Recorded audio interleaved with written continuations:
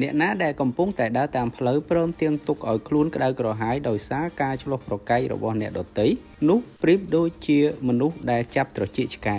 មនុស្សដែលបញ្ឆោតអ្នកជិតខាងរួចពោលថាអញគ្រាន់តែធ្វើលេងទេតានោះប្រៀបដូចជាមនុស្សឆ្កួតដែលបោះកំចាយអង្កត់អូសកំពុងឆេះព្រមទាំងរួញនឹងសេចក្តីស្លាប់ផងទីណាដែលឥតមានអូសនោះភ្លើងក៏រលត់ហើយទីណាដែលឥតមានអ្នកបេះបួយនោះសេចក្តីទោះទែងគ្នាក៏បាត់ទៅអស់ដែរមនុស្សដែលចេះតែរករឿងគេរមែងអុចអាលឲ្យមានសេចក្តីទោះទែងគ្នាឧបមាដូចជាដាក់ធ្យូងនៅលើរងើកភ្លើងហើយដូចជាដាក់អុសនៅលើភ្លើងដែរពាក្យសម្ដីរបស់មនុស្សបេះបួយប្រៀបដូចជាចំណីដ៏ឆ្ងាញ់ពិសាក៏ចុះទៅដល់ខាងក្នុងរបស់មនុស្សអ្នកណាដែលស្អប់គេនោះរមែងខ្លែងពាក្យដោយបបោមាត់នោះក៏ប្រមូលទុកសេចក្តីបញ្ឆោតនៅក្នុងចិត្តដែរកាលណាអ្នកនោះពោលពាក្យល្អនោះកុំឲ្យជឿឲ្យសោះត្បិតនៅក្នុងចិត្តគេមានសេចក្តីស្អប់ខ្ពើម7មុខកុំឲ្យអួតខ្លួនពីថ្ងៃស្អែកត្បិតឯងមិនដឹងជាថ្ងៃណានឹងកើតមានការអ្វីទេទុកឲ្យមនុស្សឯទៀតសរសើរឯងចុះកុំឲ្យមាត់ឯងសរសើរខ្លួនឡើយគឺជាអ្នកដតីមិនមែនជាបបោមាត់របស់ឯងឡើយ